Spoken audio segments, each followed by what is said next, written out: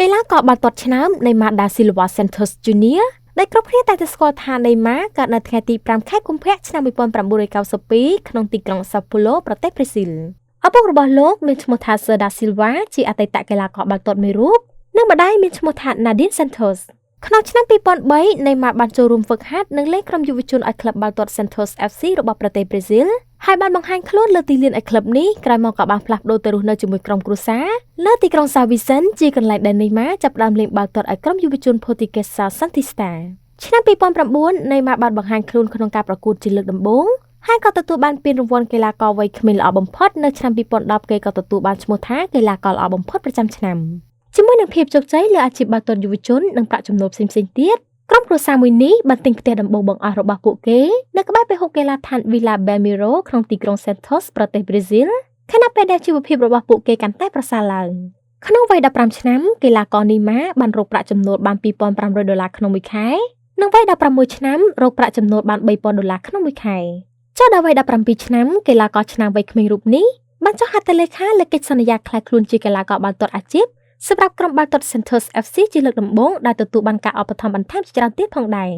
ឆ្នាំ 2011 កីឡាករ Neymar បានជាប់ឈ្មោះដើម្បីឈានទៅដណ្ដើមពានរង្វាន់ FIFA Ballon d'Or តែពេលនោះ Neymar មិនបានឈ្នះពានរង្វាន់នោះឡើយដោយជាប់ចំណាត់ថ្នាក់ត្រឹមតែលេខ 10 ប៉ុណ្ណោះប៉ុន្តែក៏បានឈ្នះពានរង្វាន់ FIFA Puskas Award សម្រាប់គ្រាប់បាល់ប្រចាំឆ្នាំឬ Goal of the Year មកដល់ឆ្នាំ 2013 កីឡាករ Neymar បានចូលរួមជាមួយនឹងក្លឹបអ្នកមានបុណ្យ FC Barcelona របស់ប្រទេសអេស្ប៉ាញក្នុងខែមិថុនា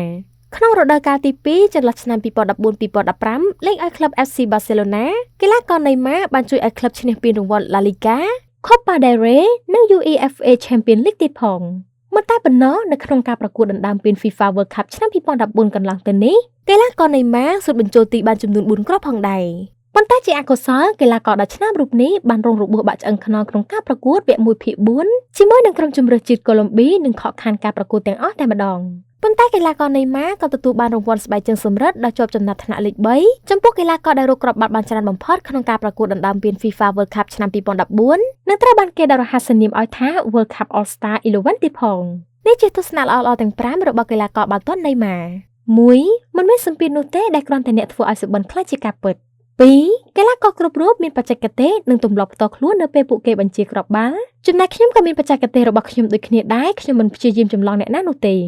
3. ខ្ញុំគ្រាន់តែចង់ធ្វើឲ្យខ្លួនឯងបានប្រសើរជារៀងរាល់ថ្ងៃប៉ុន្តែមិនមែនព្យាយាមធ្វើឲ្យល្អប្រសើរជាងនរណាម្នាក់នោះទេគឺធ្វើដើម្បីខ្លួនឯង